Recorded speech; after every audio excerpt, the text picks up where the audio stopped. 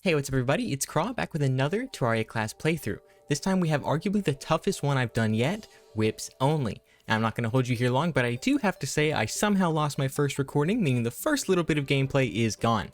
But nothing too crazy happened, I just did some exploring and mining, so let's get straight into it. But first, did you know that only 17% of you are subscribed? Go hit the button. Alright, first things first, we have, right. Well, let's just quickly go through what happened. I started to explore the world, not finding anything super useful, but I made a game plan for getting our first whip. Looking at the bestiary, I realized you can actually get entries just by seeing critters, things like birds, butterflies, worms, etc.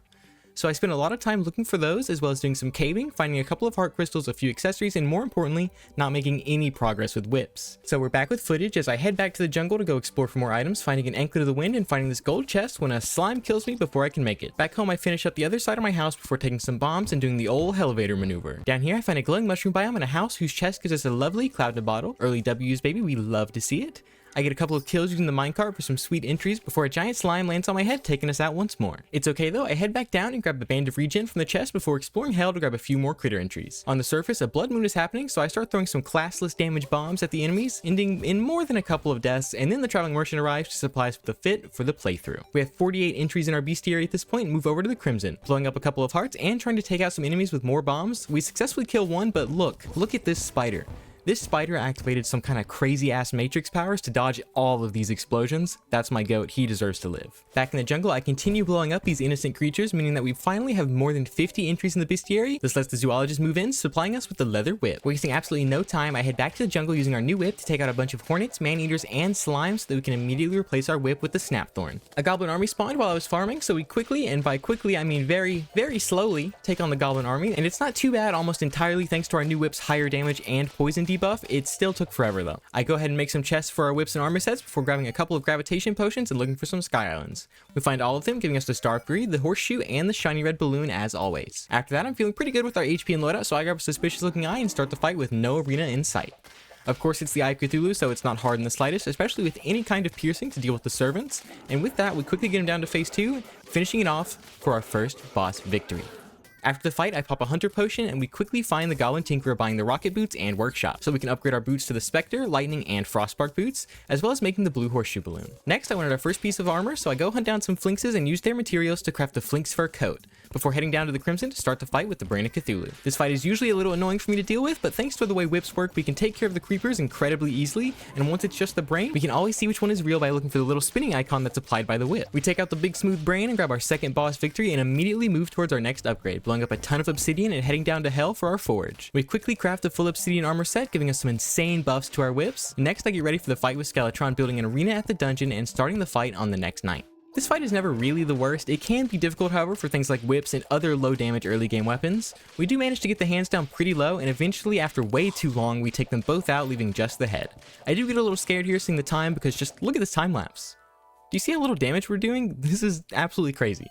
But it's okay, we do manage to win the fight after switching to some more aggressive tactics, and immediately jump down into the dungeon, finding the cobalt shield as well as grinding up some bones so that we can craft our final pre-hardmode whip, the spinal tap. Now that we have all of our gear ready, I buy up a ton of buff potions, farm out some eyes for money, and reforge our spinal tap to something a little bit better before heading to the right side of hell and throwing in our guide voodoo doll, starting the fight with the wall of flesh. The fight starts off great, whips can take care of the hungries with relative ease, the main issue being the overall damage to the wall can be low, but we do manage to get pretty far before I run into some untouched buildings and get slam bammed and whacked all the way through to my death.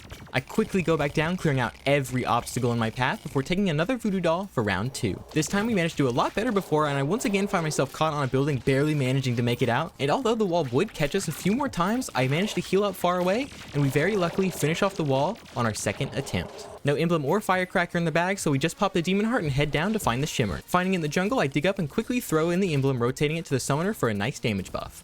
I also go ahead and grab a vital crystal and some ambrosia before going to the crimson, breaking some altars and mining up a ton of ore to get the orichalcum anvil. Next, I go to the underground hollow for some souls of light and the crimson for some souls of night. We're buying a bottle of storms and summoning a blizzard so that we can take out this ice golem, grabbing ourselves a frost core and crafting our newest weapon, the cool whip. A really underrated whip that has some crazy strong uses in early hard mode. I finish up my hard mode mining and craft the titanium forge before taking out another ice golem, grabbing the ice feather and some souls of flight in the process so that we can go home and craft the frozen wings. After grinding some materials for a few mechanical summons, I stock up on potions and finally build an arena so that we can take on Skeletron Prime. The fight is easy peasy. The snowflake from our whip deals a ton of chip damage as I focus on the laser arm, eventually taking it down, meaning all we have to do is focus on dodging the other 3 while putting all our damage straight onto his big ass head. After a decently slow but easy fight, Skeletron Prime goes down and we take out the first of the mechs. With our hallowed bars, I quickly craft our next whip, the Durandal, which is arguably the most useful whip in the game due to the ability to apply its speed effect on any other whip. I also go ahead and craft the hallowed hood, and the next night, I summon the Destroyer. Using the cool whip for a majority of the fight, we get to listen to the lovely sound of the snowflake riding up and down the Destroyer's body, dealing a ton of damage as it goes. We do have to heal at some point in the fight, leading to a couple of NPC deaths, but we take out the big worm first try. That's 2 out of 3. I go ahead and make a big arena in the jungle before taking on the final mech boss, the twins. This fight wasn't nearly as bad as some other playthroughs, letting us take down Spasmatism very easily, followed up by the fall of the biggest pushover of all time, Retinizer. After finishing our hallowed armor set and crafting the pickaxe axe, I head down to hell grabbing a magma stone so that I could upgrade to the fire gauntlet. I was unsure if the fire effect worked here, but it was worth a shot. Still using the obsidian armor, I head to the jungle and attempt our first fight with Plantera. It goes decently well during the first phase, despite me taking a few odd hits here and there. Once Plantera goes into her second phase, difficulty ramps up and my lack of defense is noticeable as she rams me into the wall and takes us out. I switch over to the hallowed armor and immediately jump back in, having a much better first phase, and with the better defense and the free dodge, we eventually take her down and move forward with the game. I go unlock the jungle temple, but don't go in just yet. I find a beehive to take out the queen bee, farm the skeletons in the dungeon to grab our next weapon, the morning star, and build a large platform across the world before spawning the Empress of Light once it's nighttime. I am very inexperienced in this fight, and it does almost take me out of the entire playthrough. I get through the first phase very easily, but once the second phase happens, I begin to notice how often I'm hitting the top of the world and how easily she catches up to me. Let's just say this first attempt did not go very well. After, I realized I needed far better movement for this fight, so I build an arena in the ocean and throw in a truffle worm to spawn Duke Fishron.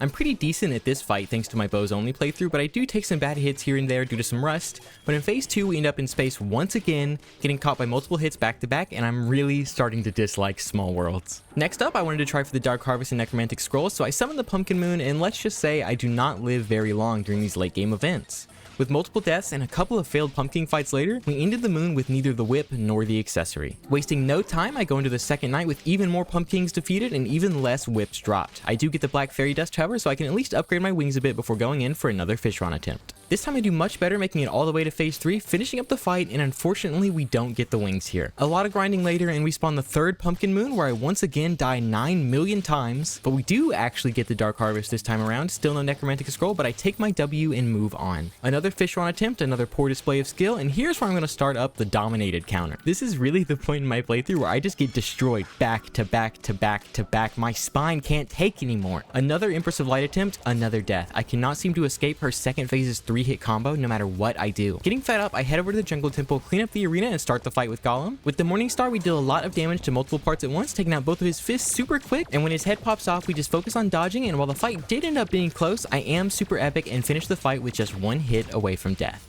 With just a small ego boost, I go back for Fishron again, and this time we take him out again and are luckily graced with the best wings we can get right now. Now it's time to really focus on the Empress of Light, but I'm just not that good when it comes to this fight, ending once more in a defeat, and I decided I just wanted to finish up the playthrough, moving over to the Lunatic Cultist where I immediately fuck up. I hit a fake clone, dying pretty shortly after thanks to that mistake. I go to the jungle and grab a bunch of life fruit, getting a decent health bonus, and run straight back for another attempt at the Empress. I just can't give up on this lady. This fight goes much better with me taking only a couple of hits in phase 1 and not getting insta-killed by her 3-hit combo, and even better, my hollowed armor dodge comes in clutch, letting us dodge every hit here. But then I throw it all away once I hit the top of the sky again, dying to a stray attack. The next attempt is actually one of the worst showings of skill yet, but somehow with a lucky nurse heal, I managed to dodge everything else and finally take out the Empress, but we don't get the whip. However, some more attempts coming up, which means even more deaths thanks to space and the nasty 3-hit combo I can never escape.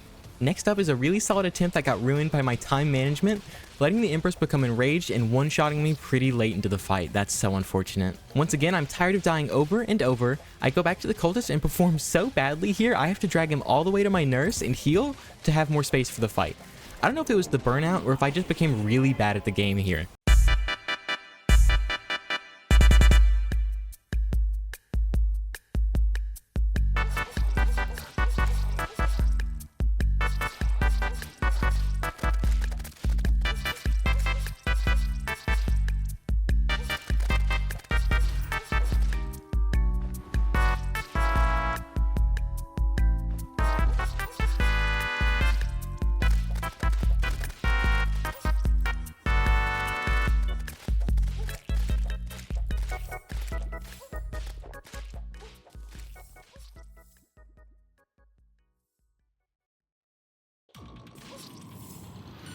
With the pillars and my sanity defeated, the Moon Lord spawns and I focus up ready to end the playthrough. However, I quickly realize I do absolutely no damage, and even quicker, I realize that I've died without a single eye at half HP.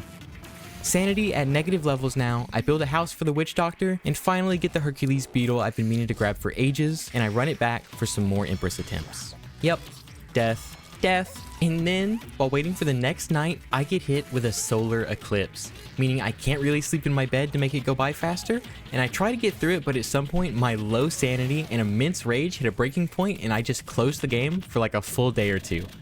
Yeah, I was having a really bad time. Coming back, I go for another attempt at the Empress and another death. I head to the dungeon and farm for ages just to get the tabby so I can craft the Master Ninja gear, and finally, I attempt the Empress again. Using the Tiki armor and the Master Ninja gear, I beat the Empress a second time. And no whip in the bag. But I did get a trophy, which gave me an idea.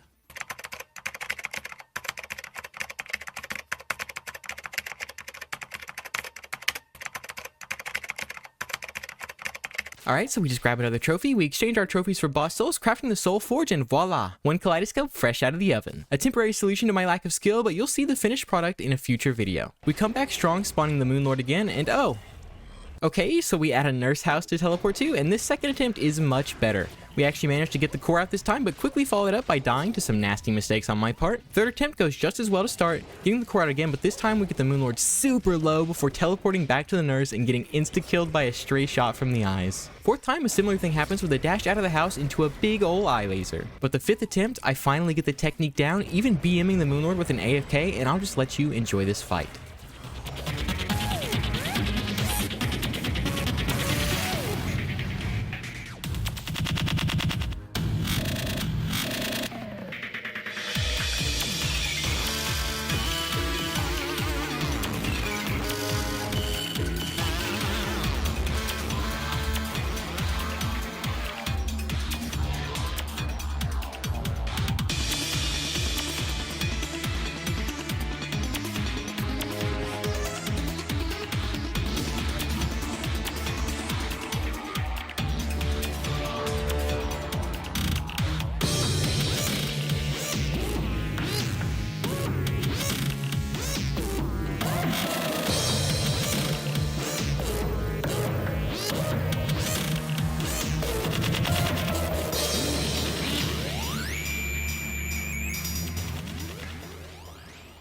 As the screen flashes white, the Moon Lord goes down, and I finally finish up this absolute pain of a playthrough. Now, while I was going through it during the playthrough, I realized that the first 80% up until post-Planetarian Golem was actually very solid in both fun and challenge. The tilt of the failed Empress attempts was getting to me, and overall I think this playthrough was a fun one that will get so much better once 1.4.5 comes out with all the brand new whips getting added. Definitely one I'm excited to revisit in the new update, but for now, I'm about to start moving, so expect maybe one more kind of tier list low effort video to pat myself out, and then finally, our first new game with a Dark Souls challenge. Daggers only. Not too hard, but a nice venture into a new game. Thank you guys so much for watching me suffer through this playthrough. I hope to see some decent support on our Dark Souls video, so be on the lookout for it. I appreciate you all for watching this far. Love you guys. Bye.